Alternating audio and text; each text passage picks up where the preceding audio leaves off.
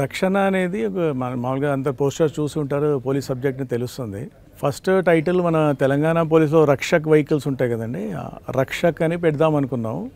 కానీ ఆ టైటిల్ దొరకపోవడం వల్ల వాళ్ళకి వై నాట్ ప్రొటెక్షన్ అని హీరోయిన్ క్యారెక్టర్ విక్టిమ్స్ని ఇప్పుడు ఎలా ప్రొటెక్ట్ చేస్తుంది.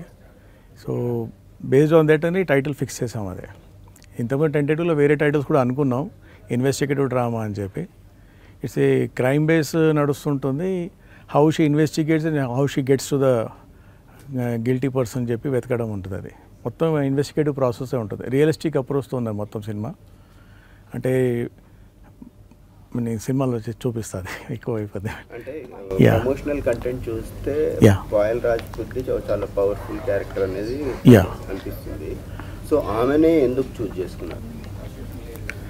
అంటే బేసికలీ కథ రాస్తున్నప్పుడు ఏ ఆర్టిస్ట్ అని చెప్పి అనుకోలేదండి. బేసికలీ క్యారెక్టర్ బేస్ చేసుకొని రాయడం జరిగింది. అది రాసిన తర్వాత న్యూలీ అపాయింటెడ్ ఒక పోలీస్ ఆఫీసర్గా యూనిఫామ్లో ఫిజికల్గా ఎంత పర్ఫెక్ట్గా ఉంటాయి, హైట్ ఇవన్నీ ఉంటాయి కదా. బేసికలీ నార్మ్స్ ప్రకారం చూస్తే 5.6 అలా ఉండాలంటారు ఐపీఎస్ ఆఫీసర్కి.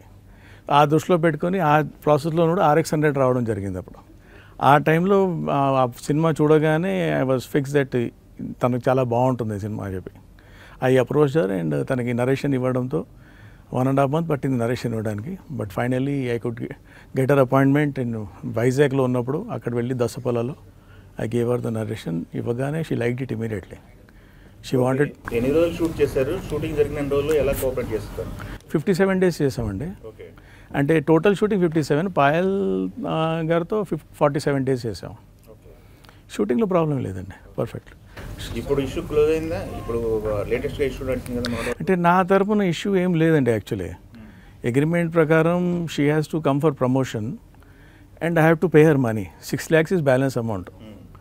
సో అది మాట్లాడి ఇస్తానని చెప్పాను. ప్రమోషన్కి వచ్చేస్తే ఇచ్చేస్తానంటే రీసెంట్లీ మంగళవారం ఆ టైం నుంచి she was apprehensive about promoting this film. మళ్ళీ అదే ఫీమేల్ ఓరియంటెడ్ ఇలాంటిది చెప్పి. సో ప్రమోషన్ వద్దు, నాకు కావాలంటే మీ పెయిడ్ పబ్లిసిటీకి వాడుకోండి అన్నారు. I don't have proof for that. ఫోన్లో చెప్పడం జరిగింది. అది తర్వాత మళ్ళీ వాళ్ళ మేనేజర్ గారు బయటికి మధ్యకు చెప్పిన తర్వాత I went to the council. అంటే 6 లక్షలు వచ్చేసినాయి కదా, మిగిలిపోయినాయి చెప్పి ఆనందపడలే. ఎందుకంటే heroine is very important. She is only face in this movie. I don't have hero and all. So దానివల్ల ఐ వెంట్ టు కౌన్సిల్. నేను 6 lakhs ఇవ్వడానికి రెడీగా ఉన్నా. తను పెట్టుకొని అవసరం లేదు, పబ్లిసిటీకి వాడుకోమంటున్నాను. నేను పబ్లిసిటీ పెట్టాల్సిన ఎట్టనా పెడతాను, బట్ ఐ నీడ్ హర్. నేను కొత్త డైరెక్టర్, కొత్త ప్రొడ్యూసర్, నేను మాట్లాడితే చూసేది ఎవరు లేరు. So I need a face and she is the only face here. But she was apprehensive about. నాకు వేరే అపాయింట్మెంట్స్ ఉన్నాయి, తన ఫ్యామిలీ ప్రాబ్లమ్స్ కూడా ఉన్నాయి. మదర్ది నీ రీప్లేస్మెంట్ అయిందన్న she told me that. So దాంట్లో కూడా అకామిడేట్ చేద్దాం, కనీసం 1 or 2 days ఇచ్చినా నేను మేనేజ్ చేసుకుంటాను. తర్వాత మాట్లాడితే వాళ్ళ మేనేజర్ సౌరభ్ డింగ్రా గారు, ఇది కమ్యూనికేషన్ అయినప్పుడు 6 lakhs కాదు 20 lakhs ఇస్తే డిజిటల్ ప్రమోషన్ వరకు చేస్తారు, ఫిజికల్గా రారన్నారు. వర్చువల్ ప్రమోషన్ ఓన్లీ ఇన్స్టాలో పోస్ట్ చేయడం అని. అది కూడా హెల్ప్ అయ్యేది, కానీ అంతవరకు అయితే సరిపోదు నాకు. ఎందుకంటే మాట్లాడేవాడు ఒక ఫేస్ కావాలి నాకు. So no, I don't think I can pay that much. అంత ఉంటే ఇంత డిలే ఇది కాదు. నేను ఓన్ ప్రొడక్షన్ చేశాను, పబ్లిసిటీకి డబ్బులు లేక, ఓటీటీ అని బిజినెస్ అవ్వలేక కొంచెం డిలే అయింది దానివల్ల. అంటే మీరు క్యారెక్టర్ రాసుకున్నప్పుడు మీకు ఒక ఎక్స్పెక్టేషన్స్ ఉంటాయి. సో అది పాయల్ రీచ్ అయిందని అనుకుంటున్నాను. 100%. No doubt about it. నాకు ఈ ఇష్యూ నాది లేదు. 6 lakhs ఇవ్వాలి, నేను ఇస్తాను. ప్రమోషన్కి రాకపోయినా ఇట్స్ హర్ డిసిషన్. అది ప్రమోట్ చేయాలని లేకపోతే okay. But I believe in my subject. నా కథ మీద, నా ప్రొడక్షన్ మీద నాకు నమ్మకం ఉంది. అందుకే ఆ ధైర్యంతో వెళ్తున్నాను నేను.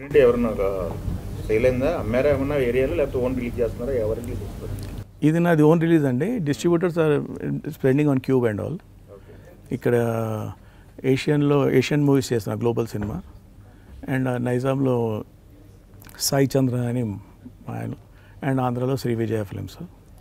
సో లక్కీలీ నాకు ఐ గాట్ డిస్ట్రిబ్యూటర్స్ ఇది క్యూబ్ చేస్తున్నారు. పబ్లిసిటీ పే మాత్రం నాది మొత్తం. అది తనతో మూవీ అనౌన్స్ చేసినప్పుడు తనకు ఒక ఇమేజ్ ఉంది, ఫైట్ కంప్లీట్ ఆపోజిట్ ఇమేజ్. మీరు కాకి డ్రెస్ వేయించారు. అంటే చేసినప్పుడు ఆలోచన వచ్చింది, ఇమేజ్ ఒకటి ఉంది కదా మనకి, బిజినెస్కి ఇబ్బంది అవుద్దని చెప్పి 2-3 చెప్పడం కూడా జరిగింది.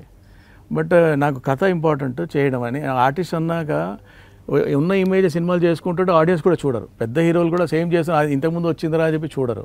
కొత్తగా చేయాలి, somebody has to take the trust. తో నేను చేసుకున్నది ఆ ధైర్యంతో ముందుకు వెళ్ళాను నేను. And she has done justice to the character, there is no doubt about it. అంటే గుణశేఖర్ దగ్గర వర్క్ చేసిన రోజుల దగ్గర నుంచి చాలా కాలం అయిపోయినట్టుంది కదా. ఒక్కడు సైనికుడు చేశాను, రుద్రమాదేవి కూడా చేశాను. సో అప్పటి నుంచి ఒక డైరెక్టర్గా అంటే ఇండివిజువల్గా సినిమా చేయడానికి ఎంత టైం ఎందుకు పట్టింది? ఆయన దగ్గర చేయడం వల్ల సబ్జెక్ట్స్ కూడా పెద్ద పెద్దగానే వచ్చినాయి ఆలోచనలు. సో డెబ్యూ డైరెక్టర్గా పెద్ద తీసుకుని అప్రోచ్ చేయడంలో కొంచెం ఇబ్బంది అయింది. అంటే న్యూ డైరెక్టర్ మీద అంత డబ్బు పెట్టేవాళ్ళు, పెద్ద హీరో ఓకే చేయడం. So then I took a decision. అది అవన్నీ తిరగడం 4-5 సంవత్సరాలు అయింది. అది నేను రియాలిటీ చెక్ చేసిన తర్వాత సొంతంగా చేసుకుని చిన్న సినిమా చేద్దాం అనుకున్నా, సొంతం కూడా ముందు అనుకోలే. చిన్న సినిమా చేసిన తర్వాత హీరోయిన్ ఓరియంటెడ్గా సెట్ అయింది. ఒక ఇన్సిడెంట్తో ఇన్స్పైర్ అయ్యి కథ రాయడం జరిగింది. కథ మొత్తం రెడీ అయిన తర్వాత లైక్ ఇప్పుడు పాయల్ ఇమేజ్ ఒకటి ఉందన్నారు కదా, ఆ ఇమేజ్ తగ్గట్టు లేని సినిమా ప్రొడ్యూసర్ దొరకడం కూడా కష్టం. So I decided to produce my self. అంటే ఈ సినిమా వరకు డైరెక్టర్ని ప్రొడ్యూసర్ ఇబ్బంది పెట్టాడా, ప్రొడ్యూసర్ని డైరెక్టర్ ఇబ్బంది పెట్టాడా? ప్రొడ్యూసర్ అయితే బాగా కోఆపరేటివ్ ఉన్నాడు, డైరెక్టర్కి అడిగింది ఇచ్చాడు. ఎన్ని సంవత్సరాలు జర్నీ అండి మీది? ఎవరో దాకా వర్క్ చేశారు ఇండస్ట్రీలో? నేను మొత్తం గుణశేఖర్ గారి దగ్గర మెయిన్. ఓఏ సినిమా ఆనందరంగా గారితో చేశాను. దెన్ భాస్కర్ గారితో, బొమ్మలు భాస్కర్ గారితో ఆరెంజ్ చేశాను. ఓకే. ఎన్ని సంవత్సరాలు? 10 సంవత్సరాలు ఉంటుందా నేను ఇండస్ట్రీలో? 25 years అయి ఉంటుంది. నేను బేసికలీ ఎంఏ థియేటర్ ఆర్ట్స్ చేశాను సెంట్రల్ యూనివర్సిటీ. ఆమె పిహెచ్డీ ఆల్సో ఫ్రమ్ దేర్. అంటే ఇండస్ట్రీలో వర్క్ చేస్తూ అది కూడా ప్యారల్గా పిహెచ్డీ కూడా చేశాను. సో ప్రొడ్యూసర్గా డైరెక్టర్గా మీరు ఏం నేర్చుకున్నారు రక్షణ నుంచి? ప్రొడ్యూసర్ డైరెక్టర్గా నాకు యాక్చువల్లీ షూట్ చేయడంలో కూడా ఇబ్బంది అవ్వలేదు. చాలా అందరి ముందు మీరు ఎందుకు, ఫైట్ మాస్టర్ కూడా వెంకట్ మాస్టర్ ఆయన కూడా కంగారు పడ్డారు. మీరెందుకు దిగిపోయారు సార్, ఇంత బ్యాక్గ్రౌండ్ ఉంది, గుణశేఖర్ గారి పేరు ఉంది మీకు, ప్రొడ్యూసర్ దొరకరా అని చెప్పి. కానీ అందుకు భయపడ్డాను. కానీ చాలా స్మూత్గా అయింది. ఇంత ఈజీగా ఉన్నప్పుడు ఎందుకు అంత కంగారు పెట్టారు జనాలు అనుకున్నా. కానీ అయిన తర్వాత రిలీజ్ చేయడానికి ఇబ్బంది పడ్డాను చూడండి, అక్కడ తెలిసింది ఏంటని చెప్పి. In spite of so many years of experience, what you observe to ఒక సినిమాని రిలీజ్ చేయడానికి ఏంది అనేది, ఏమి కష్టాలు అనేవి? అంటే it's a completely different segment అని అర్థమైందండి. ఎందుకంటే సినిమా తీయడం is a creative thing, cinema release చేయడం is marketing thing. I'm very bad in that probably. అందుకే నాకు ప్రొడ్యూసర్ కూడా ఇప్పుడు దొరకలేదు. అందుకే సొంతంగా చేసుకుంటే బెటర్ అని చెప్పి వెళ్ళిపోయాను. ఎవరి దగ్గరైనా వెళ్ళినా 2-3 సార్లు ట్రై చేస్తాం, వాళ్ళు రెస్పాండ్ అవ్వకపోతే నన్ను వదిలేయడం. సో దానికన్నా నేనే చేసుకుంటే బెటర్ అని చేసుకున్నాను.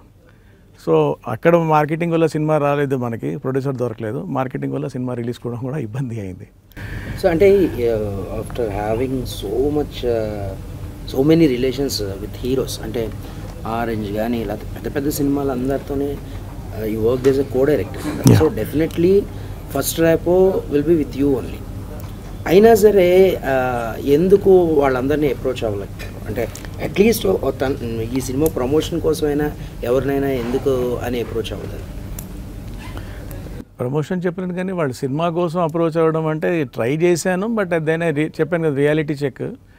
డెబ్యూ సినిమాకి నేను ట్రై చేస్తున్నప్పుడు 50 crores 60 crores పెట్టాలంటే డెబ్యూ డైరెక్టర్ మీద. దానికన్నా ఇంకోటి చేసుకొని అప్రోచ్ అయితే బెటర్ అని చెప్పి definitely options are there. So next ఫ్యూచర్లో అప్రోచ్ అవుతాను డెఫినెట్లీ. మహేష్ బాబు గారితో 3 చేశాను. సో అస్సలు సంబంధం లేదండి, పర్ఫెక్ట్గా ఉంది. అది ఒక police officer incident. I can't disclose there because కొంచెం డెలికేట్ ఇష్యూ ఉంది అది. లేదండి, ఒక ఇన్సిడెంటే, అది ఇన్సిడెంటే ఇన్స్పైర్ చేసింది అంతేగాని కథకి సంబంధం లేదు. అది ఒక ఇన్సిడెంట్ ఇన్స్పైర్ అయ్యి I started weaving story about that. So I try to meet that officer also. కొంతమంది వద్దన్నారు, అవాయిడ్ చేసేయండి అన్నారు. న్యూస్ పేపర్లో చదివిన ఇన్సిడెంట్ అది. సో బట్ స్టిల్ అది they advise me not to talk about that.